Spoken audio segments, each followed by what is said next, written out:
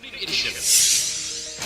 Magadulong sa inyo sang mga nagapanguna nga balita lokal, national, international, sports, kag entertainment. Aksyon! Balita Evening Edition. Kag karon ang inyo news team. Una sa balita, una sa aksyon. Mayong gabi syudad sa Bacolod, Western Visayas, kag Bugos nga Pilipinas. Welcome na sa pagpangalagad sa aksyon Balita Evening Edition. Karon nga adlaw Lunes, Oktubre 17 tuig 2022. Makitan kita live sa mon official Facebook page kag sa YouTube channel ang Aksyon Radyo Bacolod. Kag mabatian pagi sa www.actionradyobacolod.com.ph. Kaming inyo mga tagbalita. Aksyon ang Defensor Lisa. Kag Action Dale Salazar para sa mga pangulong dinala na una kita sa mga balita lokal. Kaso sang kolera sa Negros Occidental nagsaka sa 12. Reklamo sa pila ka taxi driver sa SM City Mall ginaktuhan ni Councilor Espino. Sa balita national, petisyon batok sa laying nga nagapaisol sang barangay ag SK elections gain file sa Korte Suprema. Liberasyon sa pondo sang COMELEC gin-postpone. Detalye sa mga balita lokal pagkatapos gid lamang sini. This news sponsorship is brought to you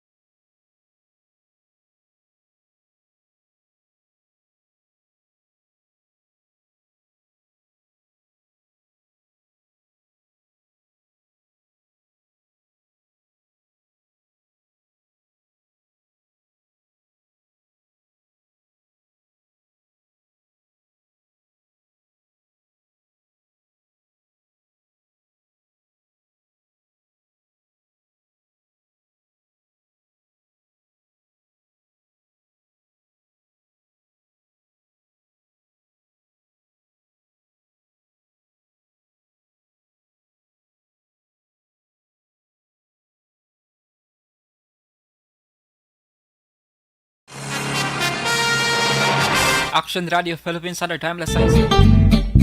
Sa detalye na sang mga balita lokal, naglambot na sa 12 kasos ang kolera sa Negros Occidental samtang duha sa mga pasyente ang nagkalamatay. Ini ang datos ang ginpresentara ni Provincial Health Officer Dr. Erno Tumimbang. Suno kay Tumimbang, unang na-record ang duha ka mga kaso sa mga syudad sang silay nagdigad nga Setyembre 26. Sa diin isa sa mga pasyente ang nagtaniwan. Napatay man ang isa ka pasyente nga residente sang Banwasang EB Magalona sang Oktubre 12. Sa kabugusan, ang silay ang may 5 ka mga kaso. EB Magalona may 4. Syudad sang Talisay nga may 2 kag syudad sang Victorias nga may 1. Ginpahayag ni Tumimbang sa 10 ka mga water samples nga ginpadala sa RITM para sa laboratory examination. Isa sa mga ini ang nag-positibo sa cholera samtang siyam naman ang positibo sa waterborne diseases nga makatugas sang acute diarrhea. So ang total for Negros Occidental, Silay we have 5, Victorias we have 1, Ibi Magalona we have 4, and Talisay we have 2. In total we have 12 cholera cases. But we will be sending again another recommendation sa ila to step up sa ilang monitoring. Nabatian ang tingog ni Provincial Health Officer Dr. Tumimbang. Natala na nga magsapol si Councilor Al Victor Espino sa tagdumanahan sang SMCD kasunod sang reklamo sang pila ka mga taxi driver. Nalakip sa reklamo sa mga taxi driver nga ginadilian sila nga magpark kag magkuha sang pasahero sa gwa sang entrances kag exit sang mall nga nagresulta sa jutay nga pasahero kag ginaligar pagkuha sang driver's license nga hindi deputized sang LTO. Ang reklamo gintugyan sa komite ni Espino bilang chair sang Committee on Laws, Ordinances and Good Government kag Transportation and Traffic. Suno kay Espino, subong nga semana magapay-angot ini sa tagdumalahan sa mall para mabuligan ang problema sa mga taxi driver.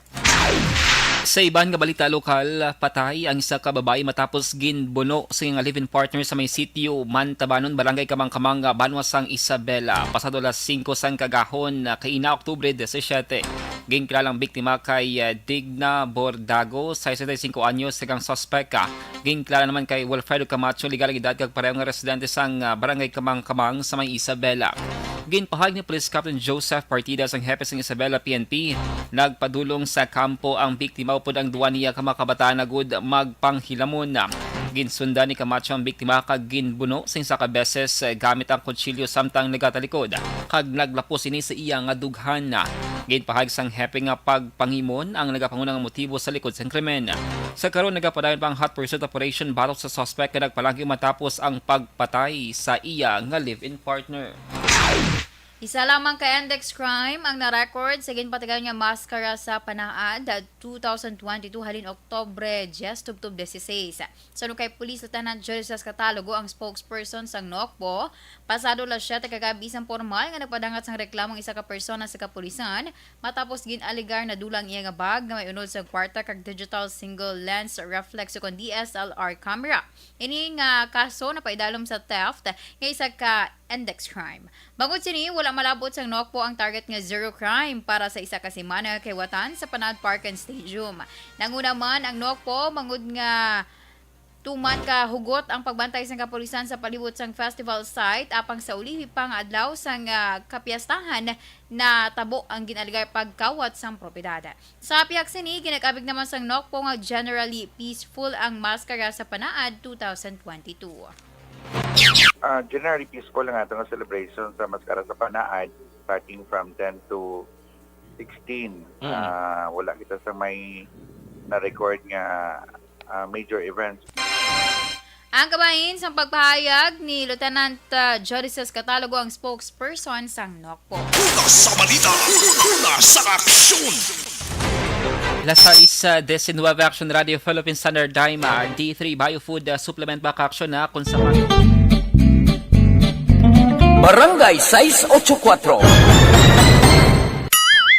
Drama komedya nga nagatalakay sa mga hitabo sa kabuhi, isyu politikal, siyensya, kag kinaugali sa surut kag guwa sang pungsod Pilipinas. Oh my God! Wow! Ang mga tagpalamati, magkakadlaw sa pagbabati paagi sa kalaglawan ng mga characters kag mga eksena sa atong drama komedya nga mahimo nagakatabo sa ila kasilingan, kapitan, mayor, congressman, senador kag presidente man nga makahatag kalingawan sa matag adlaw nga tanan. Gunggong! Barinig kita sa mukha eh! Barangay Ari, amo na po. Nang si mama, wala di eh. Ato sa Bacolod. Sa akong birthday gani, maabot eh. Ako lang sa balay. Pero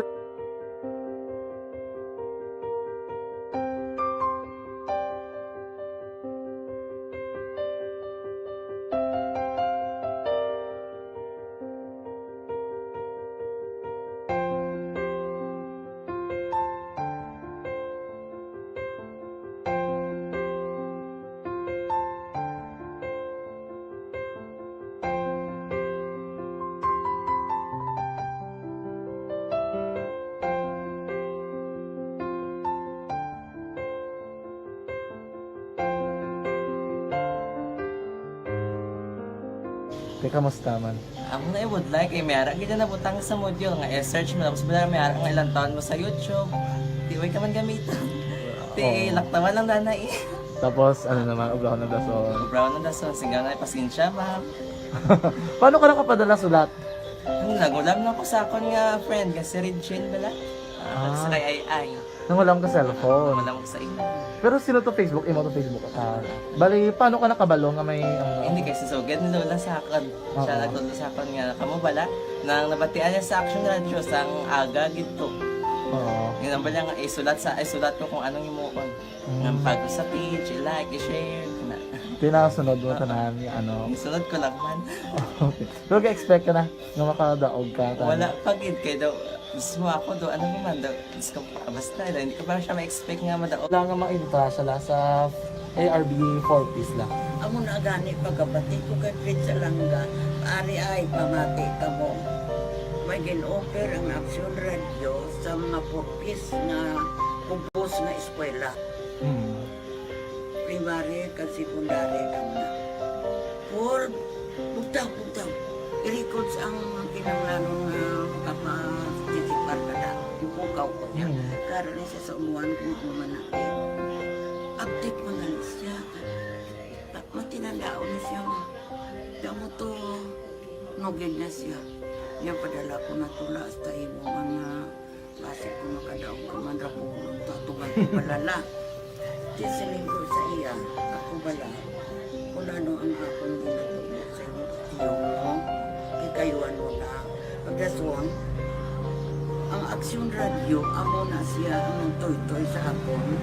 Manakabati ako kay tungod nga idol kong Action Radio nga permi ko daga pamati hasta magapon. Kung itandaan ko nga program nila, mga angkor manda, tisiling ko pasalamatan tagi ng Action Radio. Kaya pag-upin sang panawagan, nabatian ko dayon. Kag nabuligan, kag nadala ka sa takpay. Dapat mo ginanga pamasalamatan ang Action Radio, ang tanan nga reporter dirakay. Kung wala ako nagapamatik kami sa Action Radio, wala kakaabong sa premium sa Action Radio. Kaya wala kita kapamatik. Tungod sila kay ara ako sa Action Radio. Maskin gubaon na nga, nakabati ko na. Inga na tanong sa Diyos ang pagubay nga pamati ka. Kaya nga mo ito nga pag-abri ko. Fred sa lang ang kaya nga mo ito. Sige. Imunak lang. Dako na bulit siya. Kabulig gina siya kay magamit mo sa module mo. Kung sample, mag-research ka mo. Hindi ka na mabudlayan. Nga maka-research ka na. Sige, ano pasalamatan ka? Madaming salamat sa iyong action, John Diaz, sa tanan-tanan nga sa action. Madaming salamat sa inyong cellphone sa bong dapat pa ka mabuligan. Okay. Ano message mo sa iban nga mga estudyante? Para sa iban man nga estudyante, hindi man ka maguntat kay tanan-tanan may pagsubok man na mo. Basis lason, inyong man time nga makaswerte. Makadaog. Ano ang mo kay Lola mo nga siya nag-ano sa inyo? Siya ang nag-ansakon nga masiling nga mapadalaman sa istorya. May gusto kay hambal sa iya, pasalamatan na be. Last, salamat na. Ay, tangan sa iyo, naka-cellphone gid ko. Tulungan. Anuman nga oras kag tion, posible nga magluntad ang aksidente sa dalanon.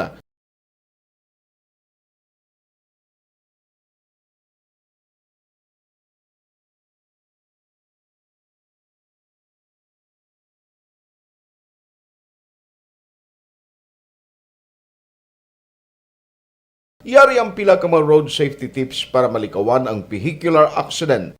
Regular nga i-check ang kondisyon sang imo salakyan, pribado man o kung pampubliko, pumalin sa guma, preno, tubtob sa makina. Bilang dugang nga proteksyon, mag-usar sang seatbelt, kag dapat yara sa husto nga anggulo ang side mirror. Maggamit sang signal sa pagliko para may baluan sang nagasunod nga motorista ang imo direksyon. Hindi mag-text samtang nagamaniho o kung nagatabok sa dalan. Hindi mag-drive nga nakainom sa makahulubong nga ilimnon o kung ginatuyo.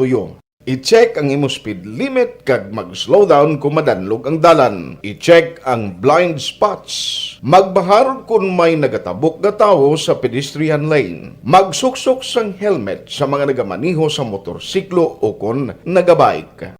Kung malawig ang pagbiyahe, mag-upod sang relyebo para magbulos sa pagmaniho kung ginakapoy na. Magsunod sa mga traffic rules and regulations. Kag ilabi sa tanan, mangin responsable nga driver. Drive kag ride safe mga kaaksyon.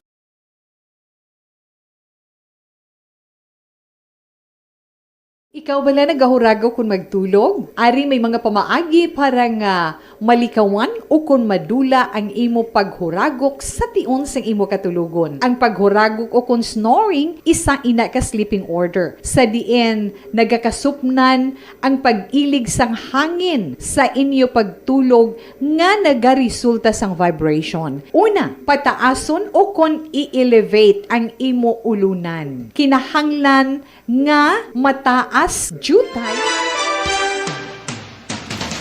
Kagkaroon sa detalye na sang mga balita nasyonal. Nag-file sang petisyon sa Korte Supremang veteran election lawyer nga si Romulo Macalintal nga nagakwestiyon sa ginpermahan nga layi nga nagapaisol sang barangay kag SK election sa humalin sa Desyembre tuig 2022 pakado sa Oktubre tuig 2023. Ginpahag ni Macalintal nga wala sang poder ang Kongreso nga ipaiway ang eleksyon kag palawigon ang termino sa mga barangay official. Ginpahag sang abogado nga bisan nga may poder ang Congress nga magtala sang petsa sang eleksyon sang barangay. Sa tion nga ini ang naset na ini ang hindi na pwede nga ma-extend o kung mapaiway para palawigon ang termino sa mga opisyal. Wala naman nalakip sa petisyon ang SK elections. Kinpathag ni Macalintal, ang SK ang wala sa konstitusyon kag ini ang nahimo lamang paagi sa Kongreso. Para sa abogado, ang COMELEC lamang ang may poder nga magpaiway sa eleksyon. Base man sa mga rason nga nasa Section 5 sang Omnibus Election Code. Ginpahayag pa ni Macalintal nga kung himuon sang Kongreso nga hold over ang mga incumbent nga barangay officials. Hindi nga mga opisyal ang wala na gin-elect kundi gin-appoint na sang Kongreso. Gin-postpone sa Senate Finance Subcommittee ang deliberasyon sa pondo sa Commission on Elections sa COMELEC para sa 2023 bangod sa kapaslawan sa komisyon nga mapasa ang ginapangita nga mga dokumento. Sunod kay Senator Amy Marcos, napaslawan ng COMELEC nga magpasa sa anuman nga dokumento nga nagahatag sang impormasyon angod sa 5 ka issue nga kinahanglan masolusyonan sang komisyon. Ginpahayag naman ni COMELEC Chairperson George Garcia nga magasunod ang komisyon sa postponement sang hearing sa pondo kag ipasa ang ginapangita nga mga dokumento. Patang ni Garcia, preparado sila sa pagsabat sa mga pamangkot apang pila ka mga opisyal sang COMELEC ang napaslawan nga magpreparar sa summary sang impormasyon nga kinahanglan sa mga mamalidha. Yan nga balita national, gin-appoint ni President Ferdinand Marcos Jr. si Film Director Paul Soriano bilang Presidential Advisor on Creative Communications. Yan ang gikumpirma ni Office of the Press Secretary OIC Undersecretary Cheloy Garafil subong adlaw Lunes. Subong hapon sang nagpanumpa si Soriano. Si Soriano ang hinablos sang asawa ni Marcos nga si Liza Renata Marcos, ang mag-asawa nga Soriano kag TV host nga si Tony Gonzaga. Ang duwa sa aktibo nga nagsuporta kay Marcos sa nagligad nga eleksyon. Kung madumduman una na nagwa ang impormasyon nga ginkonsiderar man si Soriano bilang press secretary. Nanawagan ng infectious disease experts sa gobyerno sa pagpaayos ng public toilets kag water systems agud nga masolusyonan na nagasaka nga kaso sang kolera sa Pilipinas.